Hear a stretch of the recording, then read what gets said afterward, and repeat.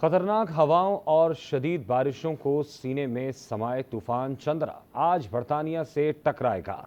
रवां साल बर्तानिया से टकराने वाला तीसरा तूफान होगा। तूफान आने से तेज हवाएं चलेंगी और बारिश होगी। सर्दी के बायस शदीद बर्फबारी का इम्कान है। तूफान चंद्रा के बायस मुल्क के मुख्तलिफ इलाकों में कारोबारी जिंदगी शदीद मुतासर होने का इम्कान है। शुमाली आयरलैंड, जनूबी इंग्लैंड और वेल्स में तेज हवाओं और बारिश का इम्कान है। मौसमियात के महकमों ने इन इलाकों में इमारतों को नुकसान पहुंचाने, दरख्त गिरने, बिलबोर्ड गिरने और बिजली जाने का खदशा जाहिर कर दिया है। खदशे में कहा गया है कि अगर सर्दी के इस मौसम में बिजली चली गई तो इंसानी जानें ज़ाया होने का खदशा भी है।